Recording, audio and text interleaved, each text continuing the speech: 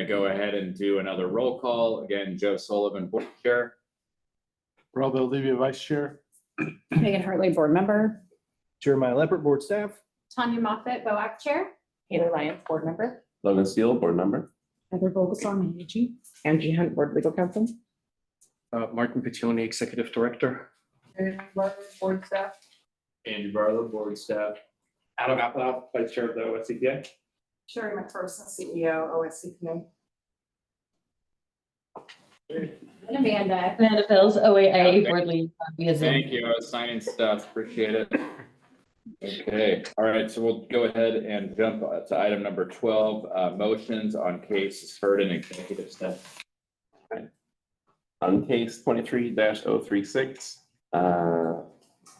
related to OAR 801, 010, 0130, Pin 1, and OAR 801, 010, 0345, Pin 8, and C. I move for sufficient evidence. Second. We have a motion and a second. Any discussion? Hearing none, all those in favor say aye. Aye. Aye. Opposed? Hearing none. Abstentions? Hearing none. Motion passes. In case 23-028, related to OAR 801, 030, 0030, Pin 1, and OAR 801, 030, 0020, Pin 8, Pin B. I move for sufficient evidence. Second. We have a motion and a second. Any discussion? Hearing none. All those in favor say aye. Aye. Those opposed? Hearing none. Abstentions? None. Motion passes. In case 24-012, as it relates to OAR 801, 030, 0010, Pin 1, Pin B, and OAR 801, 030, 0020, Pin 8, Pin B, I move for sufficient evidence. Second. We have a motion and a second. Any discussion? Hearing none. All those in favor say aye. Aye. Those opposed? Hearing none. Abstentions? Hearing none. Motion passes. In case 24-013, as it relates to ORS 673.320, Pin 3, I move for sufficient evidence. Second. Okay, we have a motion and a second. Any discussion? Hearing none. All those in favor say aye. Aye. Aye. Those opposed? Hearing none. Abstentions? Hearing none. Motion passes. For agenda item 4.G, request for direction, inquiries for closure. For all inquiries as presented, I move to close inquiry with no further action. Second. We have a motion and a second. Any discussion? Hearing none. All those in favor say aye. Aye. Aye. Those opposed? Hearing none. Abstentions? Hearing none. Motion passes. Perfect. We'll go ahead and move on to item 13, which is the consideration of settlement proposals. We'll look to item 13A, which is investigation 23-031.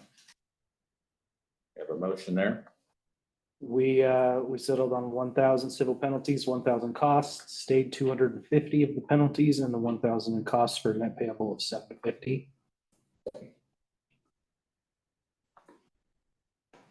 Look for maybe a motion to present the settlement proposal as presented. So moved. A second?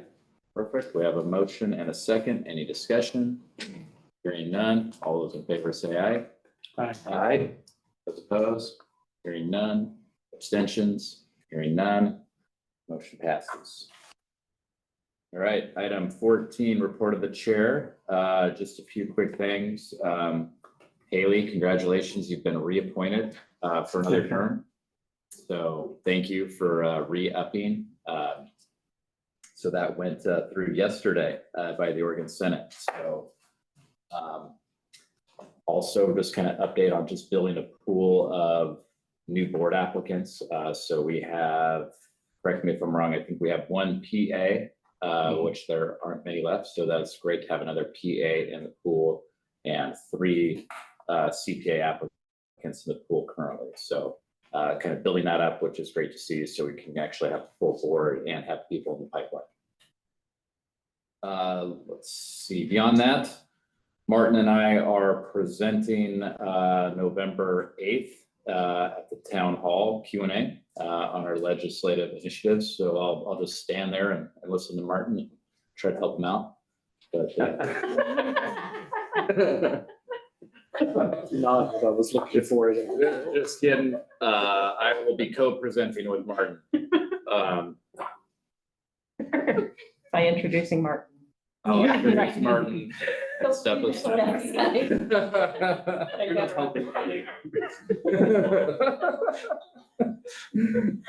And then finally, just thank you to the OSCPA, so Adam and Sherry for your co-sponsorship and infrastructure support. And then also Amanda to the OAIA for also signing on and just with everyone's unity and supporting what we're doing in Oregon with all these initiatives and proposals. So really appreciate that and all working together. So just wanted to voice that and our gratitude for that as well. So thank you.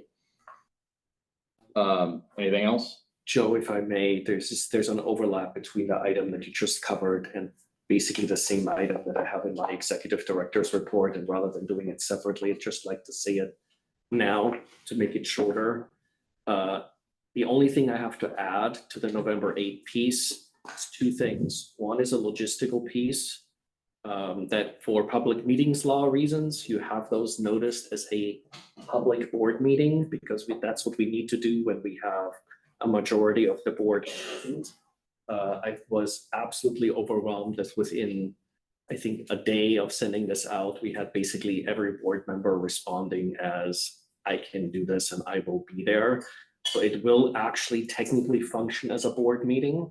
So I want to just clarify that piece. It's not an accident. It's sitting that way on your calendar. That also means that in the script for that event, we're going to have to do the formal like opening and closing, but we don't do anything else. And there was one other thing I was going to say around this, but now my mind is blanking around what I wanted to say. Well, so while you're thinking about that, it shouldn't just be you and I presenting that. It's an official board meeting, so everybody would be welcome to contribute. Would that be? Yes. And actually, I think that would be better if we do that way. So Yeah, it's a Q&A. So it's also about questions, and it's about both of our legislative initiatives. And I now remember what I was trying to say. One of the things we're going to need to do is connect the dots between what it is that we're proposing and some of the stuff. We need to be open and clear. And I think I want to say Jeremiah, but I might be wrong about that.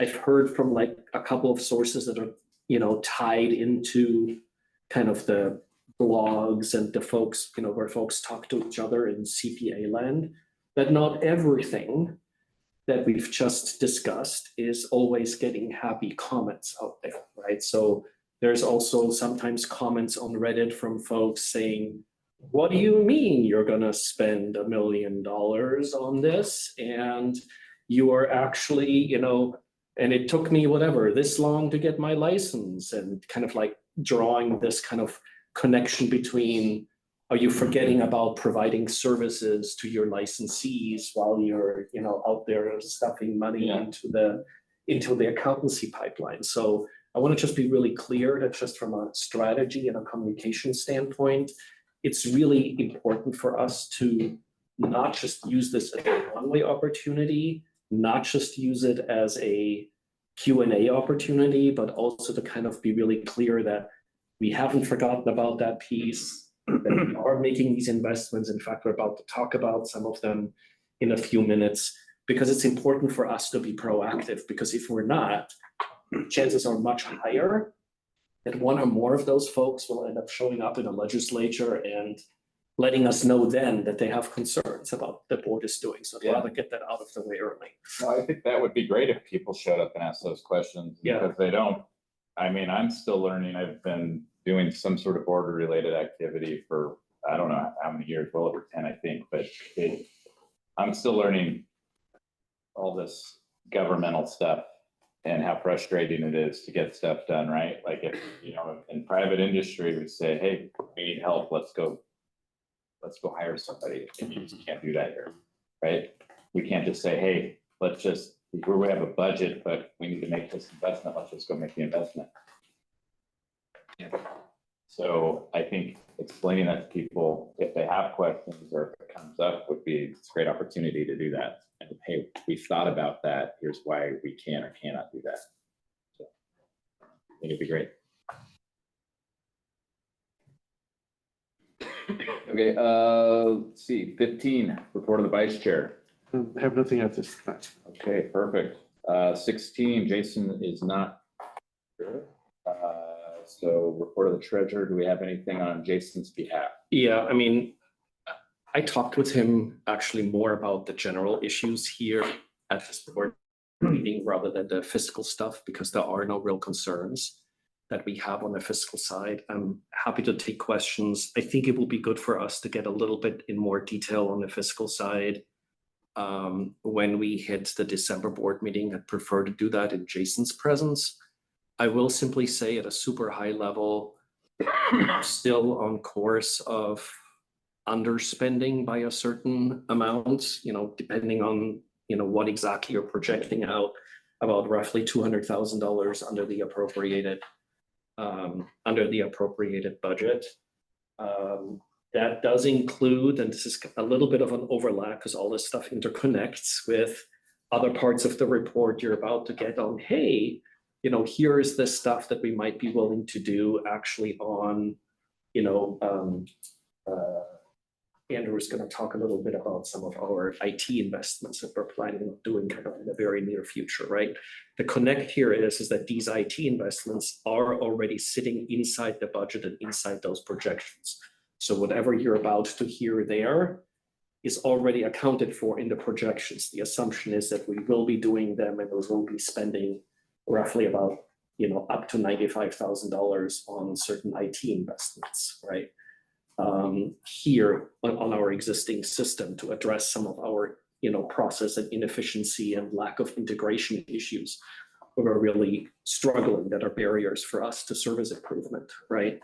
But that is already all accounted for here. So it's not an effort of, oh, what can we do with $200,000? Can we find more ways to spend it? That's not what that is. That's already actually in there, in that whole piece. I'll leave it at that. Okay. Happy to do more with Jason when he comes back. I will say that one of the biggest pictures that does impact stuff, which is very normal for a regulatory board, and if the regulatory board average, if you look at budgets for regulatory boards like ours, is that about roughly anywhere from 50 to 60% of the budget is really on the personnel side of the equation, right? So when you then combine that with the fact that we have relatively few staff, right? So when you then have fluctuations at the staff level, that is one of the biggest influencers in terms of what you spend or don't spend, right? And we do still have, you know, a bit of, and again, this, you know, this is where all this stuff overlaps between my report and a Jason report, right?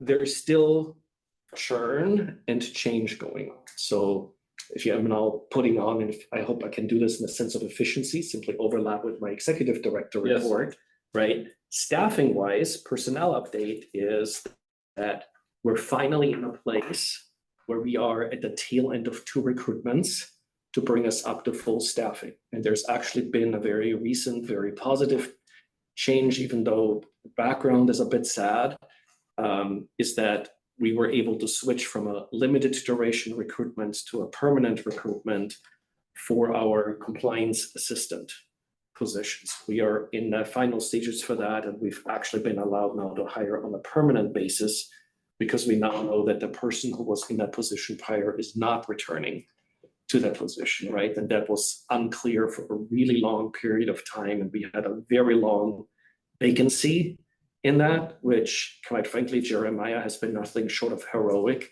in terms of just covering for all of this. It's been really amazing. But the tie-in to the fiscal side is that one of the reasons why I'm saying that it might be a little bit more meaningful for us to take a look at what are we really gonna look at for, how we're gonna end this biennium, is by the time December hits, I'll be able to build a lot more concrete stuff into the projections on, are we hiring people, as of what date, at what salary level, right? Because those things all make a pretty different, make a pretty significant difference in terms of where we're actually gonna land. So this time around, always prefer Jason to talk about this stuff.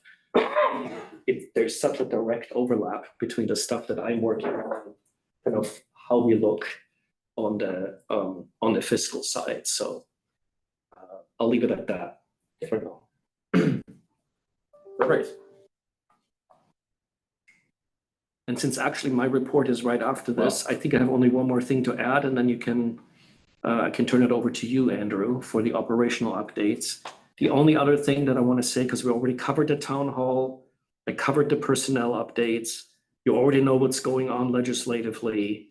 With respect to budget status, at a super high level, I will simply say that things are going about as well as they can.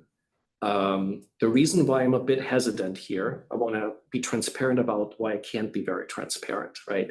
We are at a stage in the budget process development where, in essence, you already know from prior reporting that we received what we wanted to receive at the agency request level part of the budget, right? Now we're in the phase where the governor develops her budget, right? At that stage, we're not permitted to publicly communicate out what all is going on because the governor needs to be able to preserve her ability to shape her final budget before that actually comes out. So I will simply, at this board meeting, I think timing-wise, next board meeting will be perfect. I'll be able to give a very concrete update of how we did in the governor's office budget. I do feel comfortable saying that based on very intensive work that has been going on, is that the signals that we're getting out of that process continue to look very good for the board and its requests. And that's as far as I can go, in a public meeting right now. So that's all I have on my side in terms of personnel updates, the budget update in terms of where we're at. We talked about the town hall. So are you okay if I turn it over to Andrew for the operational Absolutely. stuff in 4 hours or less? Yeah. 4 minutes or less. But yeah. Do you want to share the licensing? For renewals, we processed 3,607. 53 chose not to renew, which will leave us at about 514 that did not get back to us that will be lapsing. And our 2023 was 484 that we ended up lapsing. So it's relatively normal for us to have a significant drop during the season. I want to just make sure that there is awareness. So when you look at kind of our monthly stuff, right, there's a certain cyclical nature to a bunch of things that we're doing, right? The obvious piece that all of you know about because you suffer under it is that there's only one time a year when you're actually renewing your CPA license. So there is that basic level of cyclicalness that we get half of our licensee base every summer, right? But inside that, what you just heard essentially a hint of is a second level of cycle, right? Because then there's those that actually don't make it through that process, either intentionally or unintentionally, right? But then there's also the constant influx, which actually relates to items, I think on your agenda, 21 A primarily, right? We have the constant influx of new people. So what you see is that drop off and then the constant monthly influx of new people. And ultimately, so far, historically, we've always kind of balanced out because if you look at, if you look at our activity on average, there are some differences too in terms of seasonality, but on average, we get about roughly 30 folks a month in new, right? And then if you stretch that out over sometimes it's a little bit more than that, right? So if you do the math, right, on a yearly basis, that gets you pretty darn close to the number of folks that tend to drop out. And that's one of the reasons why we've stayed relatively level for a very, very long period of time that we've had, even though it's not all at the same time. But if you look at it over a 1 year spectrum, we've had relatively even stuff going on. So please don't be concerned, even though the numbers, I don't doubt the numbers, but please don't think that we're somehow sinking into the abyss because you heard Andrew just say, we're dropping, potentially up to 500 people off the rolls, right? That it does not mean that we're crashing. We'll also be receiving probably multiple reinstatement requests. Yeah, well, that's the next thing that happens. That's the next cycle. That's a very good point. Because when you then actually lapse, people are like, oh my God, right? And then you have like 20, 30, 40, 50 reinstatement applications that are coming your way and saying, so sorry, I missed you, right? So there is that piece. It's a little bit of a back and forth. All right, so quickly for tech investments, starting October 1st, we're starting the transition of moving our database server off DAS equipment over to the vendor that does our database. It'll be hosted on an AWS Gov server located in Oregon. And that will be the first step in our design and discovery process on working on building a new database and allowing for online application. It's all integrated into one system instead of going through 4 different systems. One other thing is we are having our telecoms and internet load moved from Suite D420 into our office, so that way if there is flooding or any other times when our internet goes out, we will be able to handle it, communicate with DAS, not have to rely on another company to be open to have access to our telecom. So hold it right there. I want to just give you 2 pieces of background as to why this is even an issue. So full transparency, one part of this is an issue that was missed when the office actually moved to this location. Because the whole concept of having equipment that we and DAS as our IT provider need 24/7 access to, and having that equipment located in an area where we actually don't have 24/7 access without needing to go through other parties, in and of itself should have never happened. So one part of this is about correcting a structural deficiency and getting us to best practices that should have happened when we moved into this building, right? Unfortunately for us, there is an additional issue that emerged that elevated this to a higher level of urgency than just best practices, because it turned out that that particular way of solving it also happened to coincidentally include a structural weakness in this building. That means that where that equipment is located is actually particularly susceptible to water damage during wet season, which we then found out about the hard way. So this isn't just we would like to find ways to spend money because we have money in the budget and would like to do best practices. We've had some very unfortunate interruptions because of basically it turned out to be moisture and water issues damaging that equipment where it is. So we need to actually, get on top of that. It's a bit of a process. So just want to make sure you have that background, that it's not just a nice to have or Andrew is bored, but it's a must have for us. You're not really limited. Do you have anything else? I do not. Okay. Awesome. Thank you. And thank you for, I know renewal season is a lot of work, so appreciate all the hard work that everyone is doing. Let's keep moving. We're almost there. Item 18, complaints committee. So we have a meeting summary in our material from August 15th. Connie, any comments? No. Yeah. Thank you for the work that the BOAC's doing. It seems like maybe hopefully the workload's going down. It It's seems going like, down. right? So, thanks, Jeremiah. All right. Item 19, pipeline committee report. So we had the report from September 20th. Yeah, and effectively you just got it earlier. So that essentially, I should have made that clear earlier on, but essentially, Dr. Alma provided us with an update on what the committee did and all that. So it was kind of, I didn't want to lose its regular place on the agenda, but because it became a work session item, we basically did it all at once. So there's really nothing to add.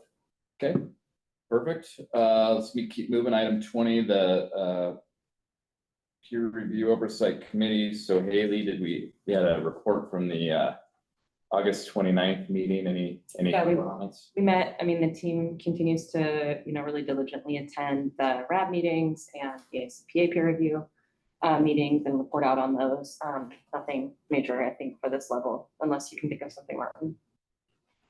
No, not really. I mean, I do feel really good about how engaged that group is. And it's not just the RAB meetings, but it's also, that we're now moving toward, getting an annual report structure really kind of done on a regular basis in terms of what the committee's doing and what we've accomplished in terms of oversight. So that process is starting. So it feels like things are really kind of maturing and stabilizing. Good. Right. Item 21, ratification request. So we have CPA certificates, permits, firm registrations, and the municipal roster all in our supplemental materials. So what I would be looking for is a motion to approve the ratification request as presented. So moved. I second. Perfect. We have a motion and a second. Any discussion? Hearing none. All those in favor say aye. Aye. Those opposed? Hearing none. Abstentions? Hearing none. Motion passes. All right. Item 22. So go ahead. Next board meeting is going to be now that we've November Yeah, it 6th, I just sent it out. November 6th at noon. Again, thank you everyone for making time for another special board meeting. And then after that, December 12th. Yep. So we'll see each other in November. Now declare the September 26th public meeting of the Oregon Board of Accountancy adjourned. It is now 1:55 p.m. Thanks, everyone. Thank you. Terrific. Didn't hit my goal, but Did you? I thought you said-